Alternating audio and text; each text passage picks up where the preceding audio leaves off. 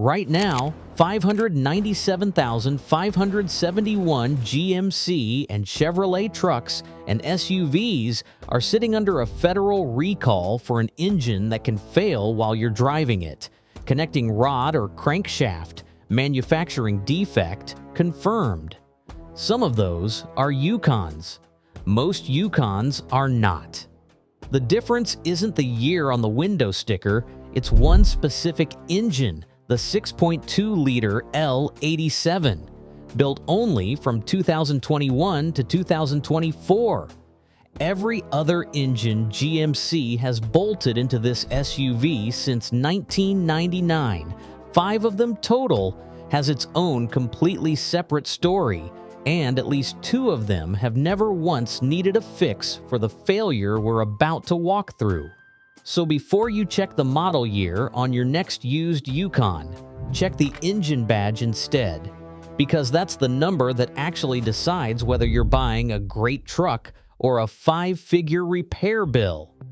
Here's the mistake almost every buying guide makes. They hand you a list of years to avoid, like the calendar itself is what's failing. It isn't. Ask any owner who's put real miles on one of these and they'll tell you the same thing, in their own words, without any prompting. One owner will tell you their 2003 Yukon XL has 275,000 miles and has never once been in the shop for anything but oil changes. Another owner, same generation window, same brand, will tell you their 2016 needed a new engine at 92,000 miles. Same badge, same decade, wildly different outcomes. That gap has a name, and it's not bad luck. It's a piece of technology called cylinder deactivation, and GM has used 2 versions of it on this platform, active fuel management, which owners just call AFM, and its newer cousin, dynamic fuel management, DFM. Both do the same basic trick under the hood. Under light throttle, cruising on the highway, the engine shuts off half its cylinders to save fuel, then flips them back on the instant you press the pedal. It's a genuinely clever idea on paper, and GM isn't lying about the fuel savings. In practice, it's also the single biggest reason a GMC V8 starts eating its own lifters years before it should. Here's the part almost nobody explains clearly. Not every engine GM has offered in the Yukon even has this system.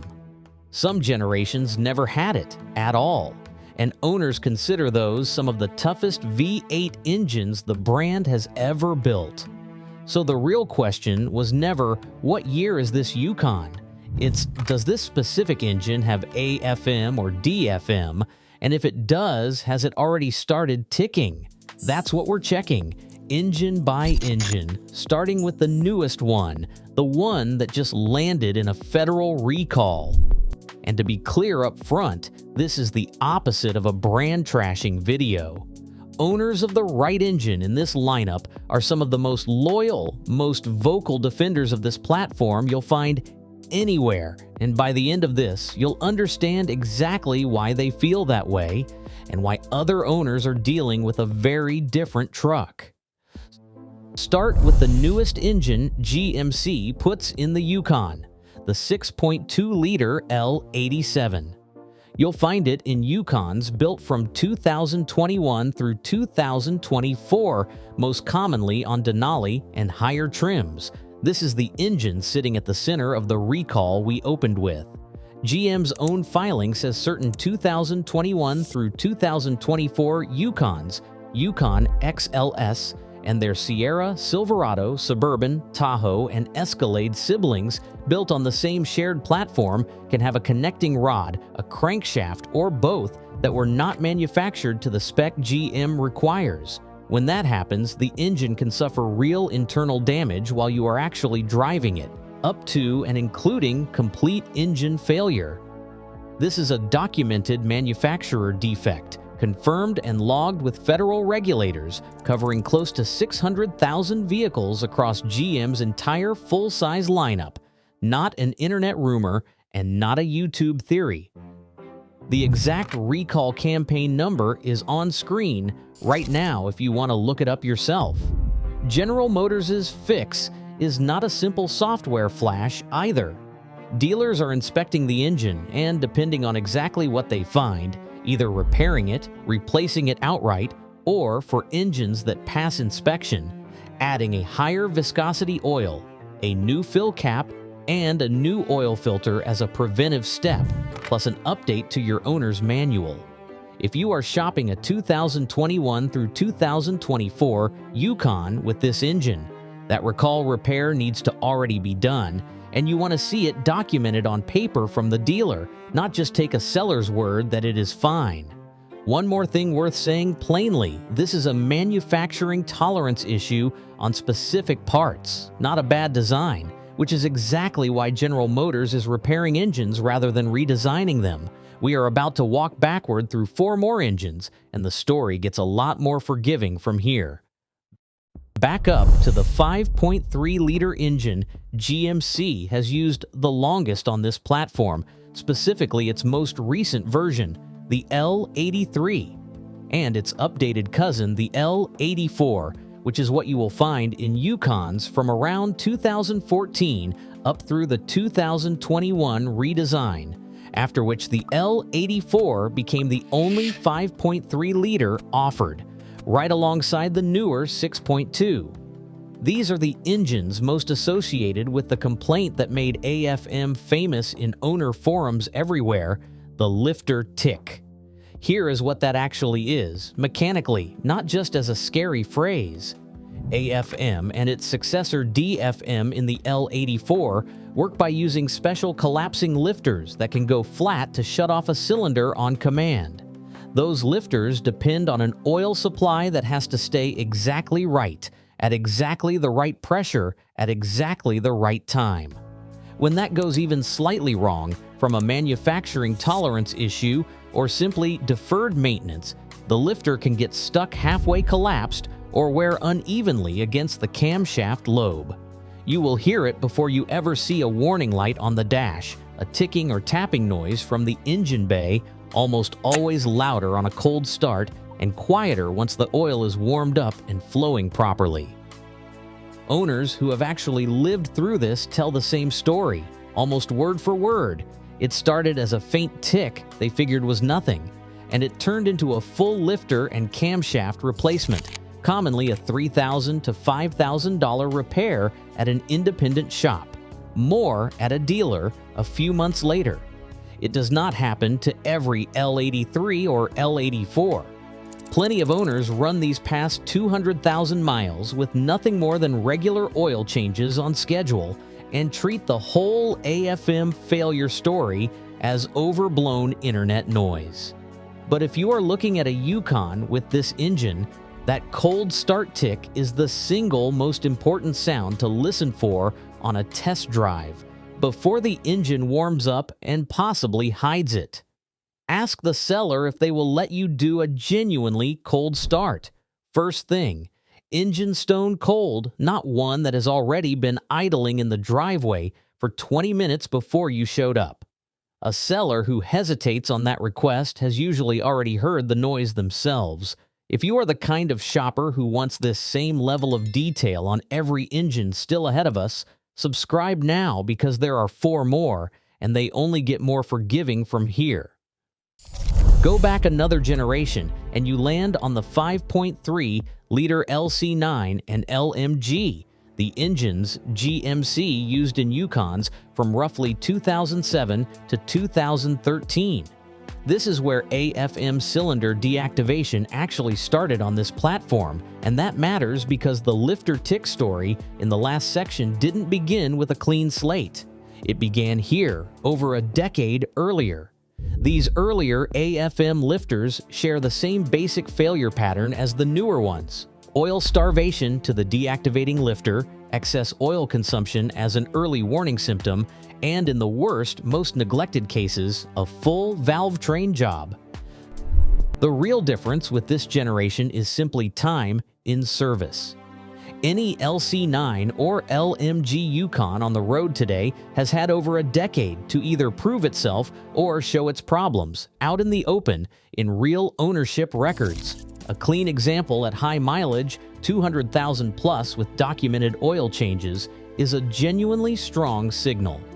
A suspiciously low mileage example with no service history at all is actually the bigger unknown, not the safer bet, because you have no idea what happened or didn't happen in the years nobody wrote down. One quick note so you don't cross the wires on this: the 8-speed transmission shutter complaints you'll also see mentioned online for 2015 and 2016 model years belong to the L83 generation we just covered a moment ago, not to this older LC9 or LMG generation. Keep the two separate. This generation's own story is the lifters and the oil consumption pattern above, and it carries the widest range of ownership outcomes of any engine we're covering today. Some owners get a genuinely trouble-free 200,000 miles out of an LC9. Others are chasing an oil consumption problem by 60 or 70,000. The badge alone won't tell you which one you're buying. The maintenance records will. Now here's where the story genuinely flips. The 5.3-liter LM7 and L59 used in Yukons from 1999 through roughly 2007 never had AFM at all. Not a lighter version, not an early or less aggressive version, none of it, zero, full stop. These are the engines General Motors built before cylinder deactivation existed on this platform, and owners treat them completely differently for exactly that reason. Go looking through real owner comments on any Yukon of this era, and you'll find the same kind of bragging you'd expect from someone who genuinely trusts what's under their hood.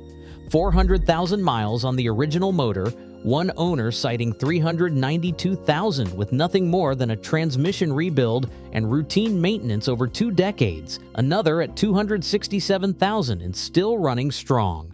That's not survivorship bias talking, and it's not nostalgia. It's the simple mechanical fact that an engine with no deactivation system has one entire failure category removed from the list permanently by design. It still needs the basics: regular oil changes, a water pump eventually, normal wear items like any engine. But there's no lifter tick to listen for on a cold start because there's no AFM lifter in the engine to fail in the first place. If your priority is the lowest drama used Yukon engine on this whole platform and you're not chasing the newest tech or the latest infotainment screen, this generation, and specifically confirming you've got the LM7 or L59 badge rather than a later AFM-equipped 5.3 that looks similar on paper, is one of the strongest arguments anywhere in this video for buying older instead of newer. It also tends to be the cheapest way into a full-size GMC SUV right now, precisely because most shoppers are chasing newer years without understanding what they're actually trading away underneath the hood. There's one more survivor most shoppers walk straight past without knowing it exists, and it only came in the Denali trim, the 6.0-liter V8. For 2001 through 2003 Yukon Denalis, that's the LQ4.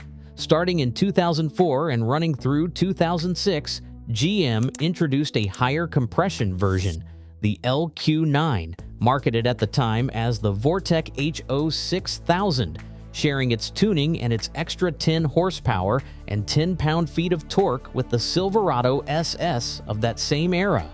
Neither the LQ4 nor the LQ9 carries AFM on any Yukon Denali in any year either one was offered. Both were built as a genuine step up in output over the standard 5.3 of the day, and both inherited that same no deactivation reliability profile as the 5.3 engines we just walked through. If you want to tell them apart without popping the hood, GM made it simple. Check the 8th digit of the VIN. A U in that position means you've got the LQ4. An N means you've got the LQ9. This is a narrow window to shop, 3 model years each, Denali trim only, so it's genuinely not the easiest engine to find in a used car lot. But if you come across a 2001 through 2006 Yukon Denali and you're not sure which 6.0 it has, it's worth the 2 minutes to check that VIN digit, because you're looking at one of the strongest, least complicated, most overlooked V8s GMC has ever put in this vehicle. Shoppers cross-shop this same 6.0 against the standard 5.3 Denali of the same years constantly, and most never realize the two engines carry a meaningfully different reliability story. Last engine, and for a lot of buyers watching this, it's the one to actually go find on purpose. The 4.8-liter V8, badged LR4 from 2000 to 2006 and LY2 from 2007 to 2009. Like the LM7 and the 6-liter we just covered, this engine never had active fuel management or dynamic fuel management in any single year it was offered, in any trim. It's a smaller displacement version of the same basic architecture as the 5.3-liter, built with a little less horsepower on the spec sheet and built with one entire failure mode removed, the exact one we've spent this whole video talking about. The word that keeps coming up in real owner posts about this engine is bulletproof, and a lot of them add some version of boring, meant as the highest compliment there is. An engine you genuinely forget is even under the hood because it never once gives you a reason to think about it. If you've made it this far and you are now the kind of shopper who is going to walk up to a used Yukon and check the engine badge before you even check the odometer, that's exactly the habit this channel exists to build, one engine at a time. So go ahead and subscribe now while it's on your mind. And while you are at it, drop a comment with what you are actually driving right now, the year and the engine code if you know it off the top of your head. I genuinely want to see how many of you are sitting on an LM7 or an LY2 with big miles and zero drama to report, versus how many of you just found out tonight, watching this, that your Denali might be sitting on that recall list right now. Every comment like that helps the next person scrolling through here figure out which camp their own Yukon falls into. So here's the actual decoder, laid out plainly, not by year, by engine. The 6.2-liter L87 in 2021 through 2024 Yukons needs that recall inspection confirmed on paper, full stop, no exceptions before you hand over $1. The 5.3-liter L83 and L84 from 2014 on deserve a genuine cold start. Listen for any hint of a tick before you buy, ideally first thing in the morning before the engine's warmed up. The 5.3-liter LC9 and LMG from 2007 through 2013 need both a lifter check and a transmission history check, since that generation carries the widest spread of outcomes we found. And if you'd rather skip all of that stress entirely, the 5.3 LM7 and L59, the 6.0 LQ4 and LQ9 in the Denali, and the 4.8 LR4 and LY2 are your three best bets, because none of them in any year ever had a deactivation system to fail in the first place. Real owners, without ever seeing an engine code breakdown like this one, land on almost this exact conclusion on their own. Ask around and you'll hear 2017 through 2020 come up again and again as the safe range to shop, and that tracks because by then, GMC had also sorted out most of the earlier transmission and air conditioning issues. One honest note before you go, everything in this video is the engine story, specifically and only the engine story. Door handles, window motors, wheel bearings, that's a real and separate list of common issues on these trucks, and it deserves its own proper breakdown, rather than a rushed afterthought bolted onto the end of this one. But the engine is the expensive mistake, the one that can actually end an ownership experience, and now you know exactly which badge to go check before you buy. If this just saved you from a bad surprise, or from walking away from a genuinely good deal on the wrong Yukon, send it to whoever you know is shopping for one right now.